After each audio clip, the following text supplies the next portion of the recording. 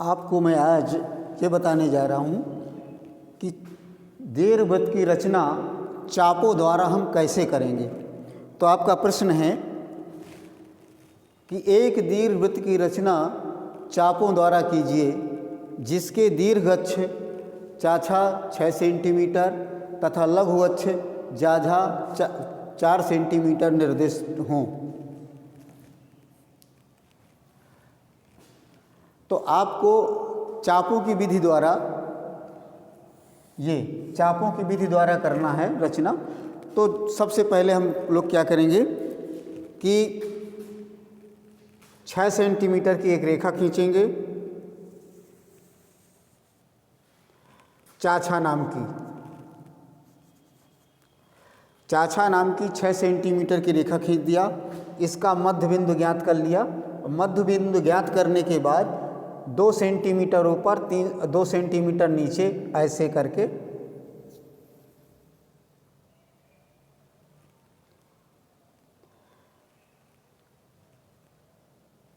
जा और झा ये रेखा खींच दिया। ये 6 सेंटीमीटर की है, 6 सेंटीमीटर और ये 4 सेंटीमीटर। ये बिंदु मान लीजिए का है। अब देख लीजिए कि आपके दीर्घअक्ष और लघुअक्ष बन के तैयार हो गए प्रश्न के अनुसार। अब हम आगे क्या करेंगे, सबसे पहले हम नाभियाँ ज्ञात करेंगे। और नाभि ज्ञात करने के लिए मैं पहले पूर्व के वीडियो में बता चुका हूँ कैसे ज्ञात करते हैं। तो नाभि ज्ञात करने के लिए क्या करते हैं कि ये जो बिंदु है चाप और ये का इतनी त्रिज्या लेंगे, मतलब कहने का दीर्घ अक्ष की आधी त्रिज्या लेंगे और जा को केंद्र मानेंगे। लघु अक्ष जितना है आपका और उतना, जैसे हम इतनी त्रिज्या लेते हैं नाप करके ये, और इतना इसको केंद्र मान करके ऐसे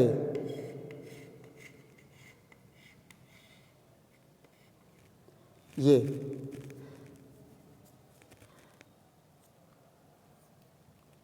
तो नाभि नंबर 1 नाभि नंबर 2 प्राप्त हो गया। जब नाभि नंबर 1 नाभि नंबर 2 मिल गया तो अब आपको क्या करना है, ये नाभि नंबर 1 और ये का के बीच में जो जगह पड़ी है इसको हम दो माने कुछ भागों में बांट लेंगे। जैसे 1 भाग 2 भाग 3 भाग इस तरह से कम कर देंगे 3 भाग। तो यहाँ से ऐसे ये बराबर कर दिया। तो इसका नाम 1, इसका नाम 2 और इसका नाम 3 यहाँ हम लिखे दे रहे हैं ऊपर ये। तो 1 2 3। अब 1 2 3 इतना होने के बाद अब क्या करते हैं आगे, अब चाप लगाने का नंबर आ रहा है। तो अब क्या कर देंगे कि एक बार चा 1 छा 1 इन दो दूरियों के चाप लगाएंगे। केंद्र किन को मानेंगे, नाभि नंबर 1 को मानेंगे केंद्र, नाभि नंबर 2 को मानेंगे केंद्र। ये ध्यान रखिएगा कि ये नाभि नंबर 1 नाभि नंबर 2 केंद्र माने जाएंगे और जो हम चाप लगाएंगे वो दूरियां हमारी क्या होंगी, चा 1 चा 2 चा 3। इसी तरह छा 1 छा 2 छा 3 ये दूरियां होंगी। तो अब जैसे मान लीजिए हम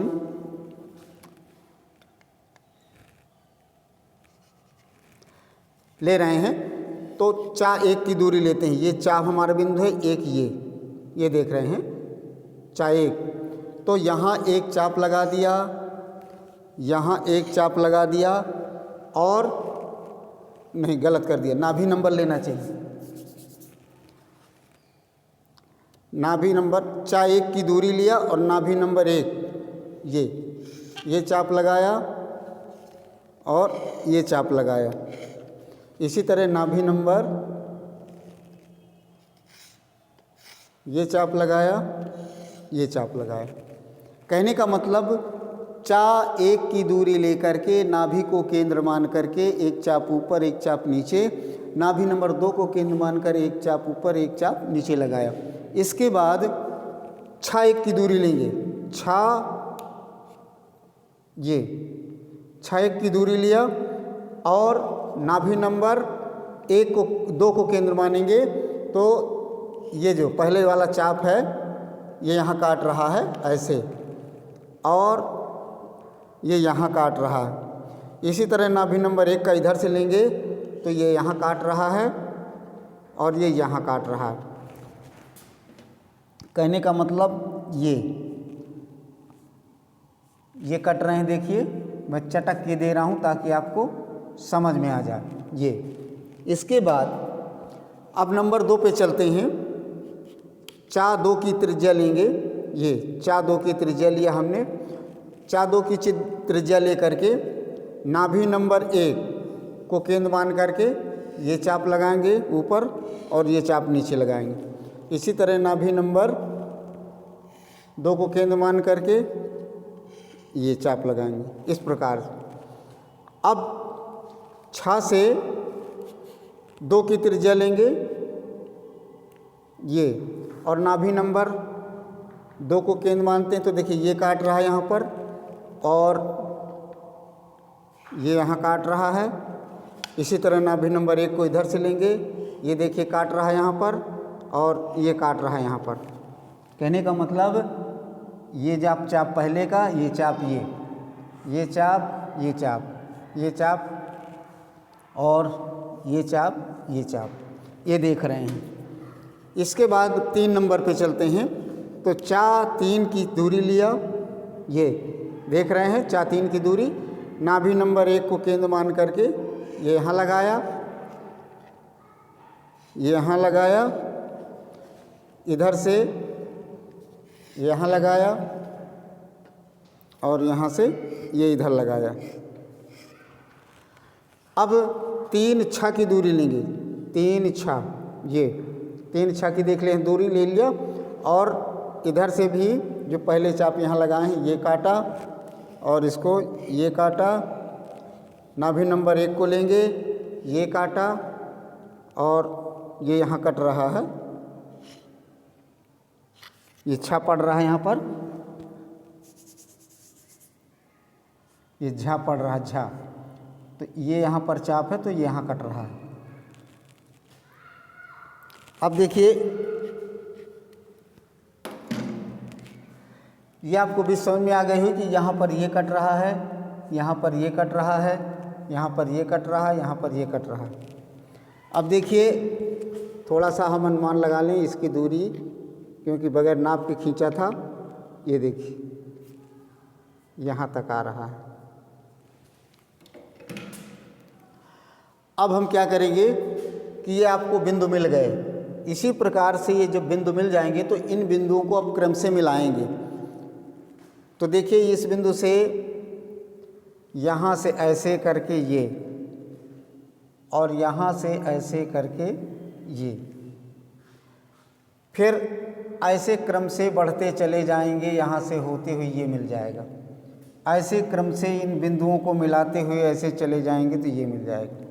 तो आप देख रहे हैं कि चापों की विधि से ये आपका दीर्घवृत्त बन के तैयार हो गया। तो इस प्रकार से आपको सीखना है, समझना है। और मैं पुनः एक बार रिपीट कर दूं कि सर्वप्रथम हम क्या करेंगे, दीर्घ अक्ष और लघु अक्ष खींचेंगे नाप के आधार पर, फिर नाभि ज्ञात करेंगे। नाभि जैसे ज्ञात की जाती है उसी तरह से नाभि नंबर 1, नाभि नंबर 2 प्राप्त करेंगे। फिर नाभि नंबर 1 के आगे का जो हिस्सा है इसमें 2, 3 भाग, 4 भाग कर सकते हैं बराबर दूरी पर। तो ये भाग कर लिया। भाग करने के बाद फिर दीर्घ अक्ष की रेखा को लेंगे। जैसे दीर्घ अक्ष हमारा चाछा है तो चा से नंबर 1, चा से नंबर 2, चा से नंबर 3, छा से नंबर 1, छा से नंबर 2, छा से नंबर 3, इस तरह क्रम से लेते जाएंगे। और नाभि नंबर 1, नाभि नंबर 2 को क्रमशः केंद्र बिंदु मान करके चाप लगाते चले जाएंगे तो ये स्थिति बन जाएगी। जब ये स्थिति बन जाएगी, बिंदु आपको ज्ञात हो जाएंगे चापों से, फिर इन चापों को क्रम से माने इनके कटान बिंदुओं को मिला देंगे तो ये दीर्घवृत्त बन के तैयार हो जाएगा। तो ये विधि आपको चापों द्वारा मैंने समझाया, शायद आपको पसंद आएगी और ज्ञानवर्धक होगी। यदि आपको ऐसा लगे कि हमारे भाई बंधु भी इसको जानें, सीखें, समझें तो आप उनको सूचित करिए, शेयर करिए। और जो भी शेयर करते हैं आप लोग, मैं उनका बहुत बहुत आभारी हूँ। धन्यवाद।